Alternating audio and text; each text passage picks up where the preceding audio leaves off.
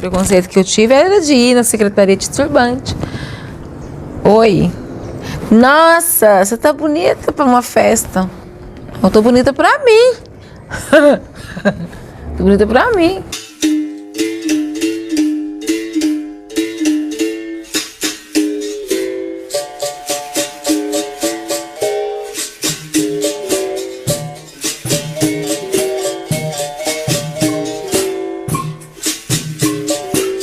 Eu sou Rosana de Lourdes Alves Monteiro da Silva, tenho 46 anos, sou pedagoga, especialista em História, Cultura e Sociedade, professora de contramestra de capoeira, que também é uma profissão.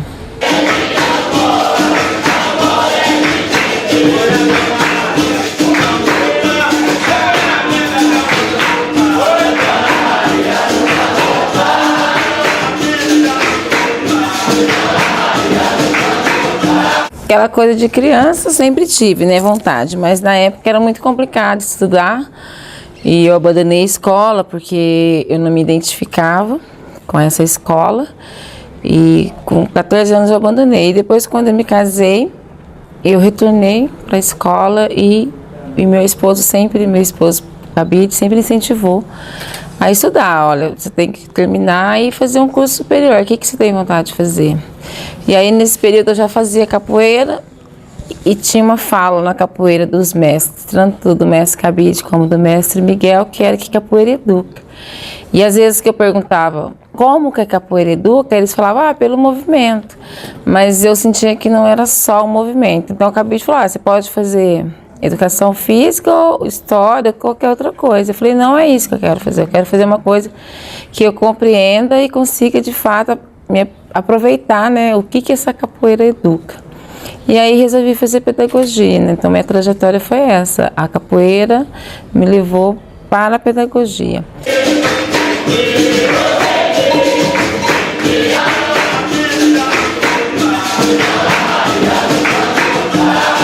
E aí, quando eu fui para a escola, para a faculdade, né, estudar, eu falei, tudo que eu aprender, paralelo à faculdade, eu montei um projeto social voluntário, lá numa escola do estado, chamada José Bompani, que fica lá no Valentina Figueiredo. Porque qual que era o meu objetivo? Era o que eu aprendesse dentro da faculdade, ver, né, implementar na escola, né, com um grupo de alunos que eu fosse dar aula, para ver o que realmente essa capoeira educava, em que eu poderia estar utilizando da capoeira dentro de uma escola. E aí então foi que eu comecei a dar aulas de capoeira e utilizando da pedagogia. E sempre que eu tinha oportunidade, eu levava a capoeira para dentro da universidade, né? Então sempre buscando fazer esse paralelo para ver como que essa educação da capoeira, né, da cultura não formal, da educação não formal, podia colaborar com a educação formal e para o aluno, né, para a pessoa que estivesse ali praticando a capoeira. Essa experiência de dar aula dentro da escola, enquanto projeto social em contraturno, é muito difícil em razão dos nossos colegas, do gestor não entender a história da cultura afro-brasileira, da importância que ela tem para os alunos, para a formação da identidade desses alunos.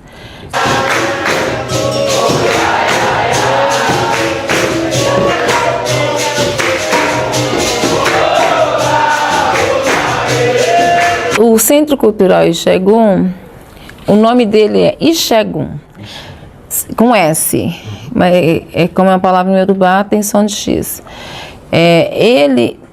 Essa palavra quer dizer reverenciar aos ancestrais, para seguir adiante. Então, Ixegun, Centro de Ensino e Pesquisa e Desenvolvimento da Cultura Afro-Brasileira.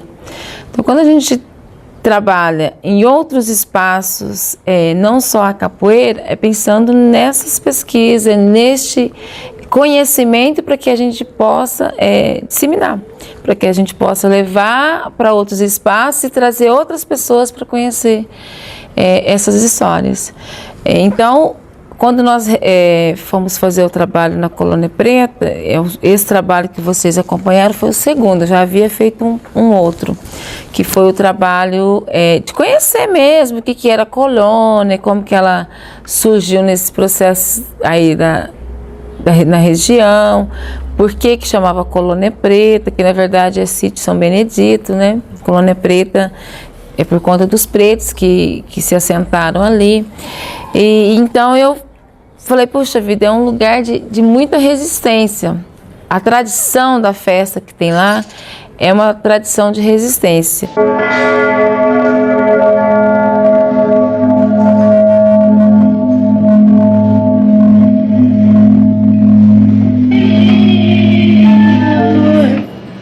E esse aqui fica porque é menino, tem muita criança para conhecer. A gente tem muita amiga, tem muita gente conhecida da família, tudo vai conhecer aqui. Nós tocava mesmo bumbo, caixa, violão, isso aqui era o instrumento que tinha aqui, que aqui também fazia folia de reis também, né? E nós, enquanto região aqui de Ribeirão Preto, nós não temos muitos locais edificados de resistência. Aliás, a nossa cultura negra, o que nós temos tombado, registrado aqui de espaço de negros? Tem o Clube José do Patrocínio, mas se você for conhecer o Clube José do Patrocínio, tem toda uma história ali por trás do pessoal dos comunistas, e aí foi uma jogada política que foi para a mão dos pretos. Então, e aí a Colônia Preta é um local que foi construído, né? Esses negros libertos conseguem comprar esse espaço e manter uma tradição de uma festa, que é a festa de São Benedito, que eles comemoram o 13 de maio. Poxa vida, mas comemorar o 13 de maio é legal? Para nós hoje não, mas naquele momento da história é fundamental. Eles estavam sendo livres, eles não iam ser chicoteados mais. Então, o Centro Cultural Ixegum, preocupado com essa história, em manter essa história, em criar um material didático, paradidático, não só para a escola, mas para a sociedade ribeirão-pretana, vem fazendo alguns trabalhos junto à Colônia Preta.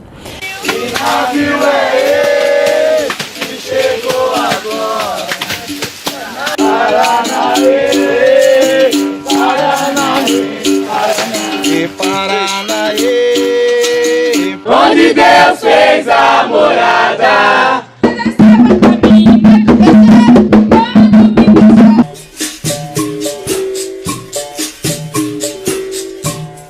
Eu conheci o Cabide em 91. Eu vim para cá com um amigo que era aluno dele. Meu amigo era daqui e era aluno dele. E aí no sábado, eu vim numa sexta, e no sábado nós estamos na roda de capoeira. A roda começou 10 horas e era meio-dia e não tinha ainda terminado. E eu estava um pouco cansada, aí eu sentei para poder ficar observando, né, meio de longe. E aí quando eu vi a roda juntar, fechar, e só vi umas perninhas assim, nossa, eu vou lá ver, né, de perto. E aí quando eu fui, eu falei, nossa, que nego rápido, nossa, que negão. E aí eu vi o Cabide. Foi na roda de capoeira. E aí depois esse meu amigo apresentou, que era aluno dele, apresentou. E à noite tinha uma festa na casa do Duarte. E aí eu fui nessa festa na casa do Duarte e a gente começou a se relacionar e tá até hoje aí, há 27 anos. 3 filhas maravilhosas, 3 filhas, às vezes as pessoas perguntam, suas filhas são diferentes. As minhas filhas são minhas filhas. Eu as mudei, eu as fiz como eu achei que tinha que ser mãe. Eu fui mãe conforme eu achava que tinha que ser. Então minhas filhas são aquilo que eu fiz. São ótimas, são lindas, são educadas. Eu, assim, modesta parte, eu tenho muito orgulho de ser mãe das 3. Muito orgulho mesmo. Eu acho que quando eu vejo a forma em que elas se relacionam com os outros, eu falo, eu fiz um bom trabalho como mãe. E não me arrependo de nada que eu fiz como mãe com elas, nenhuma das 3. Eu acho que foi o que tinha que ser feito. E claro que com o apoio do Cabide, né? Só me orgulho das minhas filhas. Eu acho que eu não vou ter decepções com elas, não.